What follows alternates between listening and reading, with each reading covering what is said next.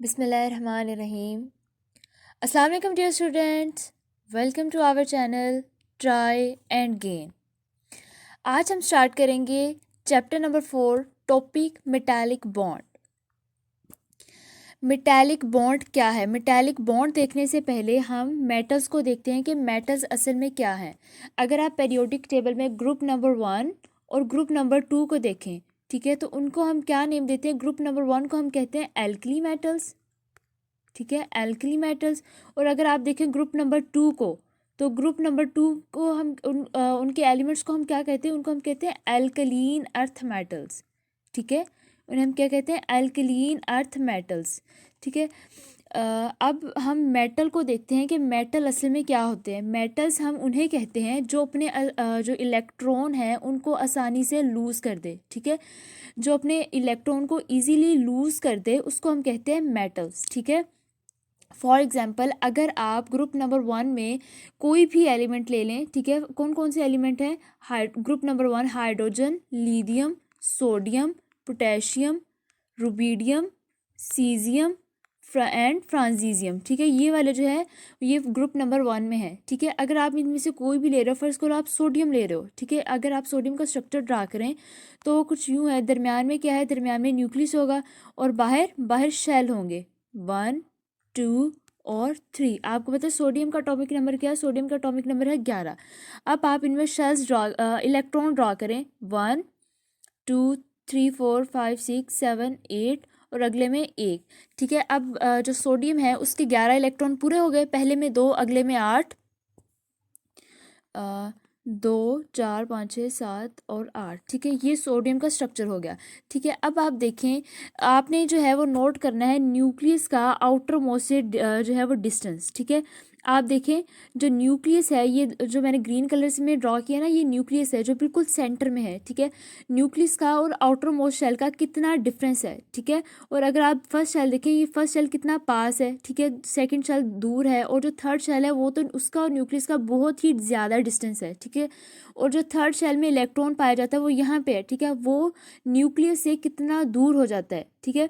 इसलिए जो मेटल्स हैं, ठीक है, उनके लिए जो अपना इलेक्ट्रॉन है उनको लूज़ करना आसान होता है, ठीक है। जो मेटल्स हैं वो अपना आउटर मोस्ट इलेक्ट्रॉन जो है वो ईजीली लूज़ कर देती हैं, ठीक है, वो अपना इलेक्ट्रॉन ईजीली लूज़ कर देती हैं, और इसलिए हम इनको मेटल्स कहते हैं, ठीक है। मेटल की प्रॉपर्टी क्या होती है? इनके जो मेल्टिंग और बॉइलिंग पॉइंट है वो बहुत ज़्यादा हाई होते हैं, और ठीक है, अब ये जो इसकी इलेक्ट्रॉन को लूज़ करने वाली आदत है, या फिर इसकी प्रॉपर्टी आप कह लें कि ये इलेक्ट्रॉन को ईजीली लूज़ कर देता है, ठीक है। इससे क्या होता है कि ये हीट और इलेक्ट्रिसिटी के बहुत अच्छे कंडक्टर बन जाते हैं। आपको पता है कंडक्टर हम किसे कहते हैं?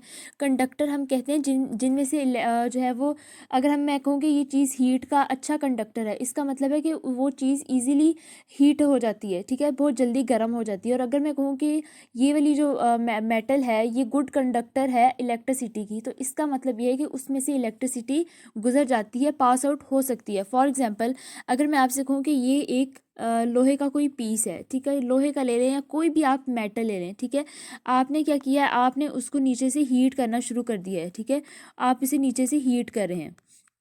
उससे क्या होगा? आप सिर्फ इतने पार्ट को हीट कर रहे हैं, आप थोड़ी देर बाद देखोगे ये वाला सिरा जो है वो गर्म हो गया, ये वाला सिरा भी गर्म हो गया। वो क्यों हुआ है? क्योंकि जो मेटल्स हैं उसके इलेक्ट्रॉन एक जगह से दूसरी जगह मूव करते हैं। मेटल्स के पास मोबाइल इलेक्ट्रॉन होते हैं, मोबाइल इलेक्ट्रॉन को हम फ्री इलेक्ट्रॉन भी कहते हैं, ठीक है, यानी मोबाइल या फिर फ्री इलेक्ट्रॉन जो मूव करते हैं उनको हम कहते हैं मोबाइल इलेक्ट्रॉन या फिर फ्री इलेक्ट्रॉन, ठीक है। इस वजह से क्या होगा कि जब आप उसको हीट करोगे तो वो जो है एक मेटल का सिरा जो है वो दूसरा सिरा उससे गर्म हो जाएगा, ठीक है। ये मेटल की प्रॉपर्टी है कि जब जो मेटल्स हैं वो गुड कंडक्टर हैं हीट और इलेक्ट्रिसिटी के। आप एक सिरे को हीट करोगे तो थोड़ी देर बाद देखोगे दूसरा सिरा जो है वो खुद ही हीट हो रहा है, ठीक है, वो खुद ही गर्म हो रहा है। वो क्यों हो रहा है? क्योंकि उसके अंदर जो मोबाइल और या फिर फ्री इलेक्ट्रॉन थे वो एक जगह से दूसरी जगह मूव किए, ठीक है। ये मेटल की एक प्रॉपर्टी है कि मेटल जो है वो अपने इलेक्ट्रॉन को लूज़ कर देती है। और अगर आप इसकी डेफिनेशन की बात करें, the metallic bond is defined as the bond between metal positively charge ion due to mobile and free electrons, ठीक है। इसके अंदर जो मोबाइल या फिर फ्री इलेक्ट्रॉन होते हैं वो क्या करते हैं? वो मूव करते हैं। असल में होता ये है कि जो न्यूक्लियस है, ये अगर मैं फर्स्ट शेल कहूँ, ये सेकंड शेल कहूँ, ये थर्ड कहूँ, या फिर ये 4 होगा। तो न्यूक्लियस का आउटर मोस्ट शेल या फिर न्यूक्लियस का सबसे बाहर वाला जो शेल है उसके ऊपर होल्ड बहुत कम होगा।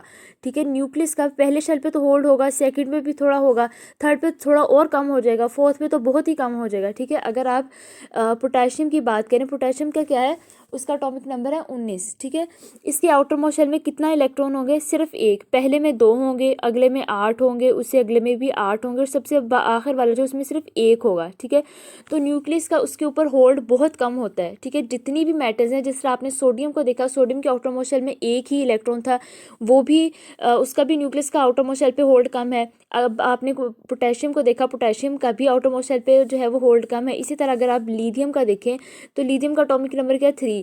लिथियम का अगर आप स्ट्रक्चर ड्रा करें, ये पहला शेल, ये दूसरा शेल, 2 इलेक्ट्रॉन पहले में और अगले में एक। इसके आउटर मोस्ट शेल में भी एक इलेक्ट्रॉन, न्यूक्लियस का इसके ऊपर होल्ड कम है। ठीक है, और अगर आप कैल्शियम और मैग्नीशियम की बात करें, इसमें क्या होता है, मैग्नीशियम का एटॉमिक नंबर क्या है, 4। ठीक है, इसमें क्या होगा, जो आउटर मोस्ट शेल है उसके अंदर क्या कितने इलेक्ट्रॉन है, उसके अंदर 2 इलेक्ट्रॉन है। ठीक है, सॉरी, कैल्शियम का जो है वो 20 है। ठीक है, कैल्शियम का जो आउटर मोस्ट शेल अगर आप ड्रा करें उसके अंदर 2 इलेक्ट्रॉन आएंगे। ठीक है, कैल्शियम का 20 है, और मैग्नीशियम का कितना है, मैग्नीशियम का 12 है। और अगर आप बेरिलियम का देखें, बेरिलियम का क्या है, बेरिलियम का 4 है। ठीक है, बेरिलियम का 4 है, मैग्नीशियम का 12 है, कैल्शियम का 20 है। ठीक है, इसी तरह अगर आप देखें इन सब के आउटर मोस्ट शेल में कितने कितने इलेक्ट्रॉन हैं, इन सब के आउटर मोस्ट शेल में 2 हैं।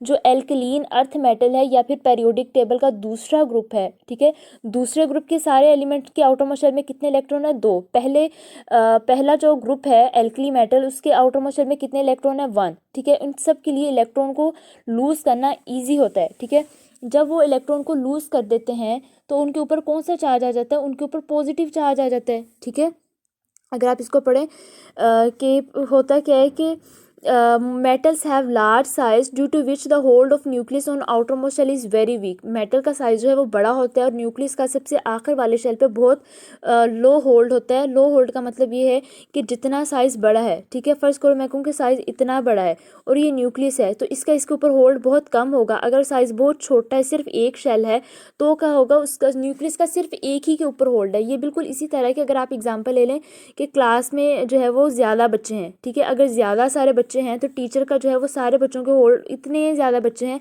टीचर के लिए एक एक बच्चे पे नज़र रखना मुश्किल है। अगर बच्चे कम है, मैं कह रही हूँ 10 या 12 है, तो हर बच्चे पे टीचर की ज़्यादा जो है वो अच्छे से नज़र होगी।